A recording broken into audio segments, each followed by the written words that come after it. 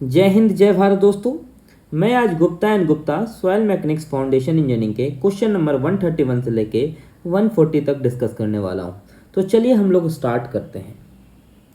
Question number 131, the total lateral earth pressure is proportional to option A depth of the soil, option B square of the depth of the soil, option C angle of internal friction of the soil and option D none of the above. अब हमको यहाँ पे समझना है कि total lateral earth pressure दो तरह के होते हैं। एक तो क्या होते हैं हमारे इंटेंसिटी ऑफ प्रेशर होते हैं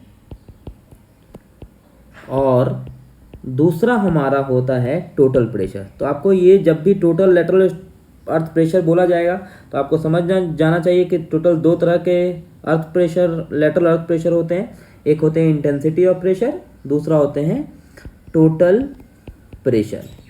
ठीक है, यहाँ पे आपको पूछा गया है कि total lateral earth pressure is proportional to, जैसे हम फिगर में समझते हैं। चलिए यहाँ पे जैसे मान लीजिए ये रिटेनिंग वॉल है, ठीक है, इसकी हाइट हमारी कैपिटल एच है और इसमें हम ट्रायंगल बनाएंगे तो हमको पता है कि जो इंटेंसिटी ऑफ प्रेशर होता है, मतलब जैसे यहाँ पे टॉप है, मतलब ठीक है, यहाँ पे टॉप में हमारी क्या होती है, जीरो होती है और यहाँ से जैसे नीचे जाएगी तो हमारी मैक्सिमम प्रेशर होती है। ठीक है, तो हम लोग इसको यहाँ पे ले सकते हैं के गामा एच। के गामा एच यहाँ पे इंटेंसिटी ऑफ प्रेशर है। ठीक है, अब हम लोग टोटल अर्थ प्रेशर कैसे निकालेंगे, टोटल प्रेशर कैसे निकालेंगे, जैसे ये हमारा जो ट्रायंगल है, अब ये ट्रायंगल का जो हम एरिया निकालते हैं तो उसे हम लोग बोलते हैं टोटल प्रेशर।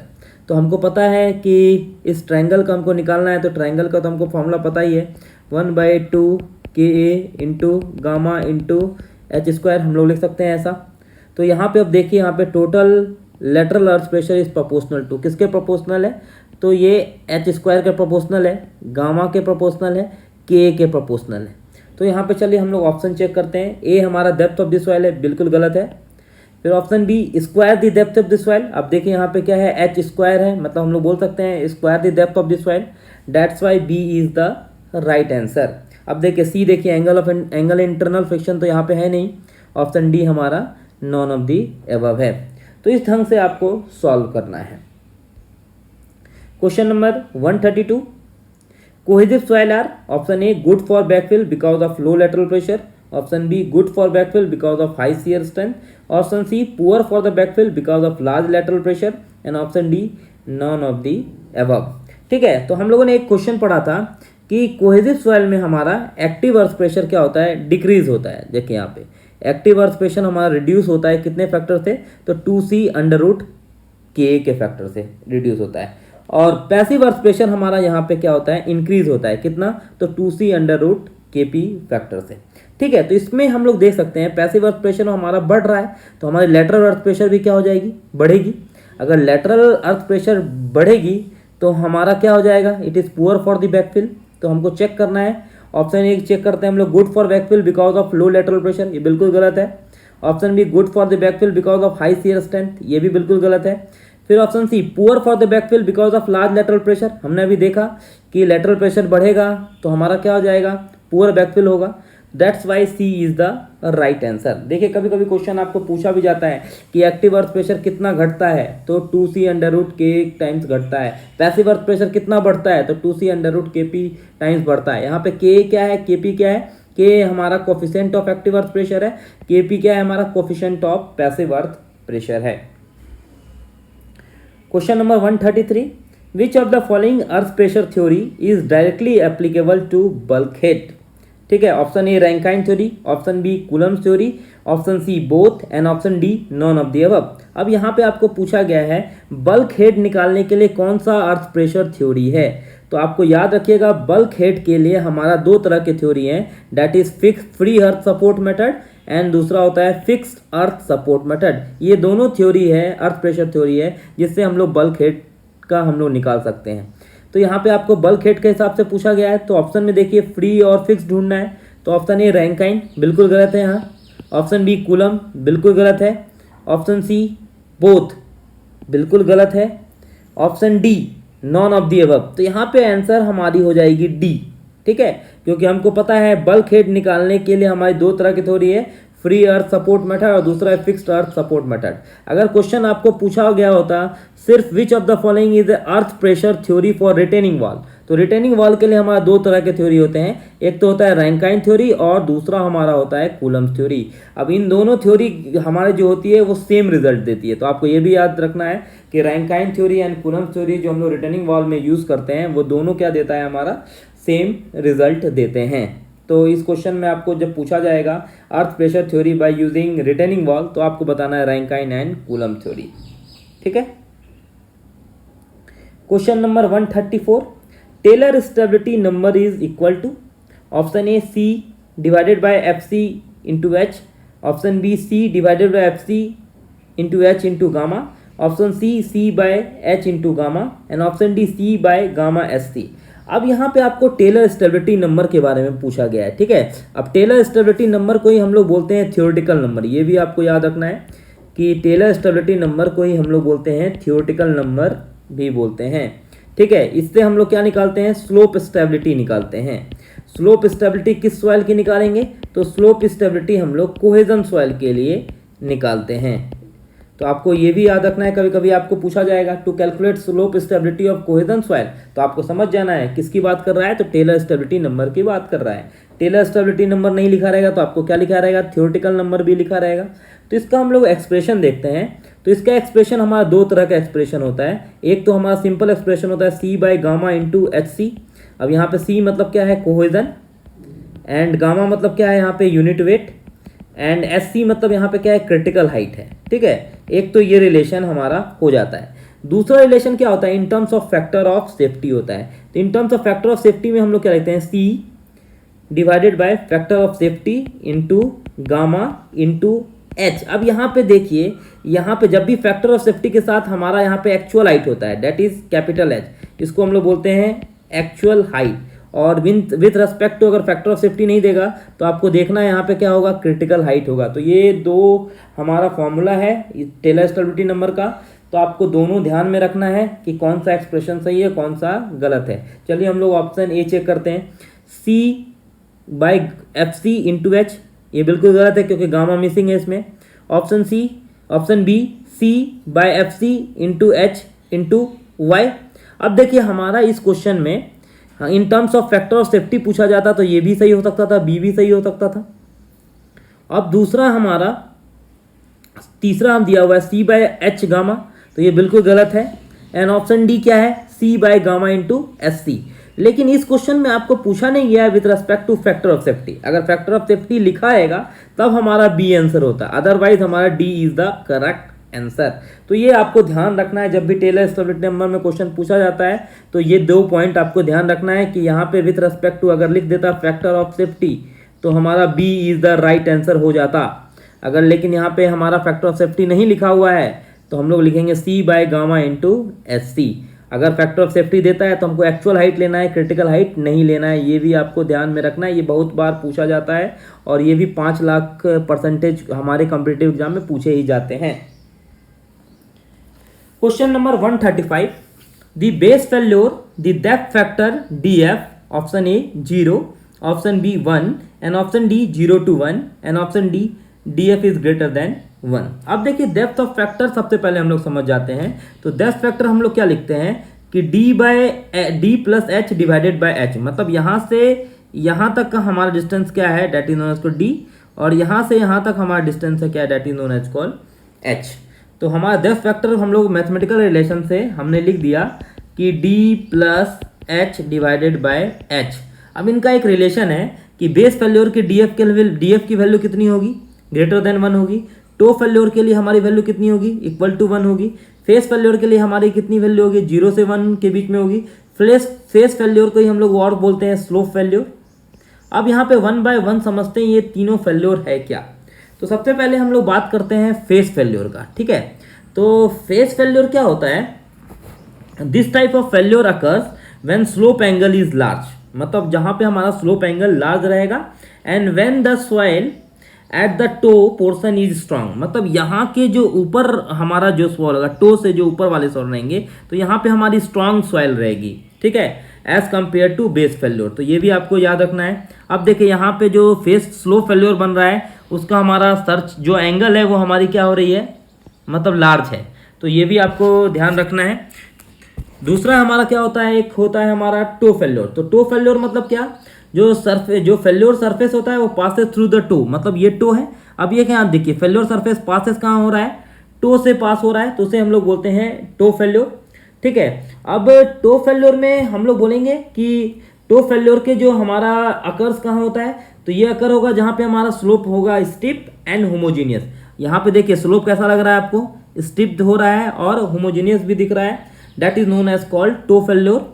और तीसरा होता है हमारा बेस फेल्योर। तो बेस फेल्योर मतलब क्या, जो failure surface passes below the toe. अब देखिए ये टो है, यहाँ पे फेल्योर पासेस कहाँ हो रहा है, नीचे से हो रहा है, बिलो द टो। तो बिलो द टो आपको बोला गया है, that is known as called base failure. अब याद रखिएगा यहाँ पे जो हमारा सॉइल होगा वो हमारी वीक सॉइल होगी।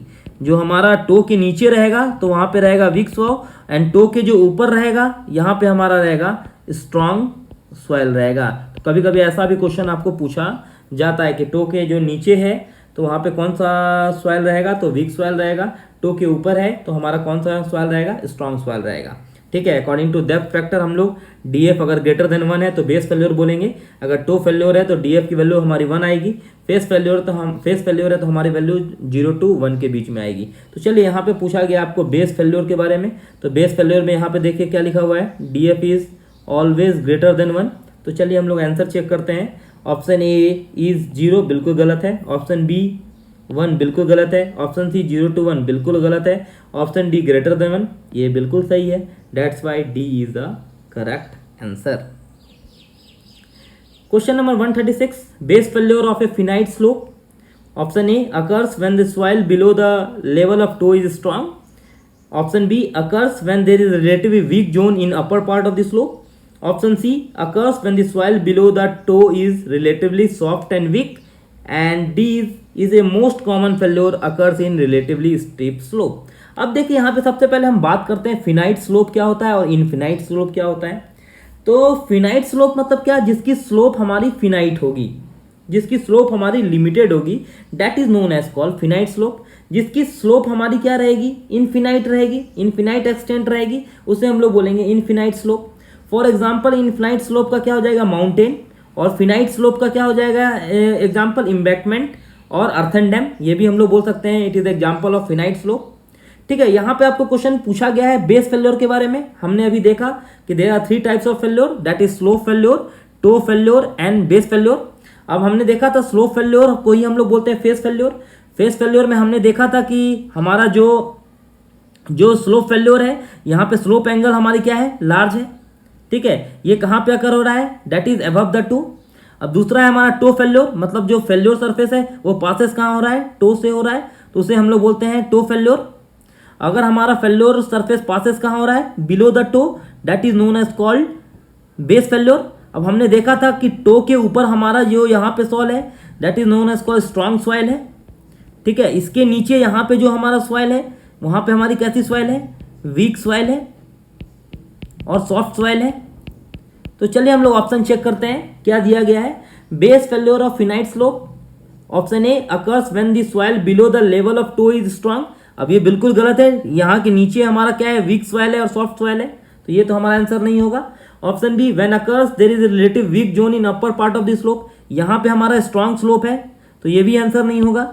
Option C occurs when there is soil below the toe is relatively soft and weak. अब हमने देखा था कि टो के नीचे हमारा कैसा सॉइल है, वीक सॉइल है और सॉफ्ट सॉइल है, तो यही आपको पूछा गया है इसमें। That's why option C is the right answer. Question number 137, Bishop method of stability analysis. Option A it is more conservative, option B neglect the effect of forces acting on the side of the slices, option C assume the slip surface as an arc of the circle, and option D all of the above. तो सबसे पहले हमको ये समझना है कि stability analysis के लिए कौन कौन से मेथड होते हैं। तो सबसे पहले आपको ये पता होना चाहिए स्टेबिलिटी एनालिसिस के लिए हमारे 3 मेथड है। एक मेथड है स्वेडिश सर्कल मेथड, दूसरा है हमारा फ्रिक्शन सर्कल मेथड, और तीसरा है हमारा बिशॉप मेथड। ये तीनों मेथड से हम लोग स्टेबिलिटी एनालिसिस करते हैं। ठीक है। अब बिशॉफ ने क्या माना था कि जो भी हमारा स्लिप सरफेस है वो कैसा बिहेव होगा, arc of the circle behave करेगा। तो ये आपको याद रखना है। बिशॉफ का एजम्पशन था कि जो भी स्लिप सरफेस रहेगा वो कैसा रहेगा, आर्क ऑफ द सर्कल रहेगा। ठीक है। अब यही स्वेडिश ने क्या किया था, स्वेडिश ने हमारा क्या किया था कि वो नेग्लेक्ट किया था effect of forces on the side of the slash. ये हमारा नेग्लेक्ट किया था। वो कौन किया था, वो स्वेडिश मेथड किया था, नॉट की बिशॉफ मेथड। याद रखेगा, स्वेडिश ने क्या किया था, effect of forces acting on the side of the slices को वो नेग्लेक्ट किया था। तो यहाँ पे आपको पूछा गया है Bishop method of the stability analysis. अब Bishop method of stability analysis में हमने देखा उन्होंने क्या एज्यूम किया था, जो भी स्लिप सरफेस है वो कैसा रहेगा, आर्क ऑफ द सर्कल रहेगा। तो ऑप्शन सी देखिए यहाँ पे लिखा हुआ है, assume the slip surface as an arc of the circle, that's why C is the correct answer. याद रखिएगा। और बिशॉफ मेथड क्या होता है, हमारे लेस कंजर्वेटिव होते हैं, ज़्यादा कंजर्वेटिव नहीं होती है। अब ज़्यादा कंजर्वेटिव कौन होती है, तो स्वीडिश सर्कल मेथड होती है। तो ये भी आपको याद रखना है। कभी कभी आपको स्वीडिश सर्कल के बारे में भी पूछा जाता है। तो ये दो डिफरेंस आपको याद रखेगा, Swedish circle are more conservative and Swedish method is neglect the effect of forces acting on the side of the slashes. And Bishop ने क्या किया था, जो भी स्लिप सरफेस है वो कंसिडर होगा as a arc of an circle.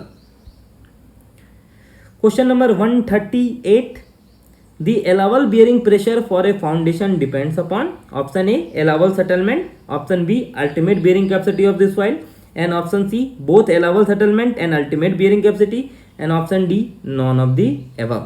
अब यहाँ पे allowable bearing pressure क्या होता है, तो हम लोग allowable bearing pressure का डेफिनेशन सबसे पहले बताता हूँ। It is a net load intensity in which soil neither fail due to settlement nor fail due to shear, उसे ही हम लोग बोलते हैं allowable bearing pressure।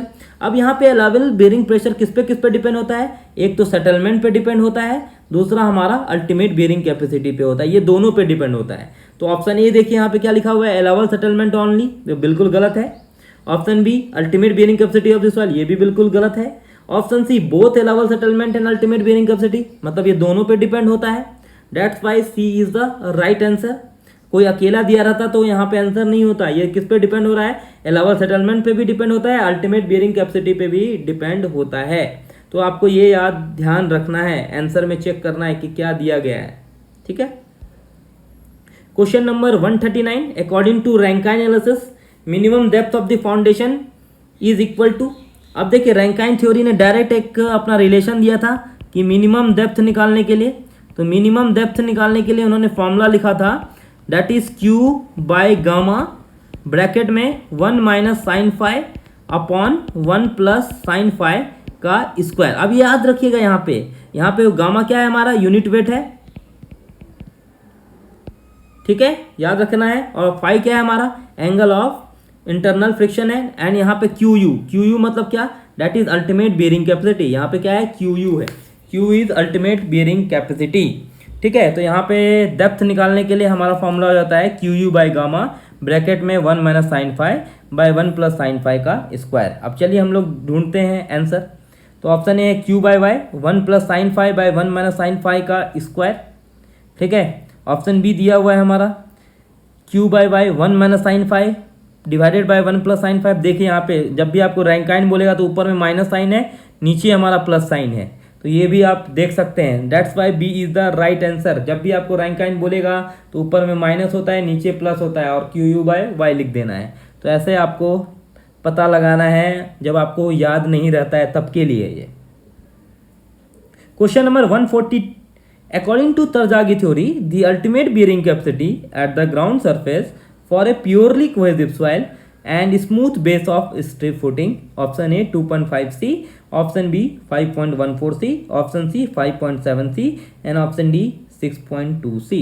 अब यहाँ पे देखिए तरजागी का एक्सप्रेशन है हमारा अल्टीमेट बेयरिंग कैपेसिटी कौन से सॉइल के लिए, प्योरली कोहेसिव सॉइल। ये वर्ड आपको हमेशा याद रखना है कि अगर प्योरली कोहेसिव सॉइल बोला है और कौन सा फुटिंग है, स्ट्रिप फुटिंग है, तो जनरल इक्वेशन क्या होता है, QU equal to CNC plus 0.5 gamma BNY plus gamma DF into NQ। अब यहाँ पे तीन चीज़ है, NC, NQ and N gamma. ये तीनों क्या होता है हमारा, ये होता है बियरिंग कैपेसिटी फैक्टर, इसको हम लोग बोलते हैं बियरिंग कैपेसिटी फैक्टर बोलते हैं, ठीक है। ये बियरिंग कैपेसिटी फैक्टर किस पे डिपेंड होता है, तो ये डिपेंड्स होता है हमारा एंगल ऑफ इंटरनल फ्रिक्शन पे, तो ये भी याद रखिएगा, it depends upon angle of internal friction that is 5 पे डिपेंड होता है। अब देखिए यहाँ पे जब भी प्योरली कोहेसिव सॉइल आपको बोलता है क्वेश्चन में, तो एन वाई की वैल्यू आपको क्या लेना है, 0 लेना है, एन क्यू की वैल्यू क्या लेना है आपको, 1 लेना है, सी की वैल्यू कितना लेना है आपको, एन सी की वैल्यू कितनी लेनी है,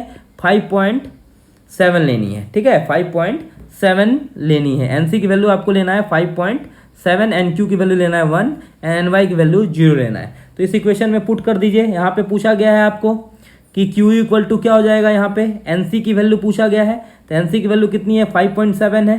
तो चलिए ऑप्शन में ढूंढते हैं, ए दिया 2.57 बिल्कुल गलत है, ऑप्शन बी 5.14 इंटू सी बिल्कुल गलत है, ऑप्शन सी 5.7 सी बिल्कुल सही है। जब भी आपको प्योरली कोहेसिव सॉइल बोलेगा तो NC की वैल्यू 5.7 और NY की वैल्यू 0, NQ की वैल्यू 1, ये 3 वैल्यू आपको हमेशा याद रखना है फॉर प्योरली कोहेसिव सॉइल के लिए। आशा करता हूँ आपको ये वीडियो पसंद आया होगा। अगर पसंद आया है तो वीडियो को लाइक कीजिए, शेयर करें और ऐसे नई वीडियो देखने के लिए मेरे चैनल को सब्सक्राइब करें, Jha channel. Thank you for watching.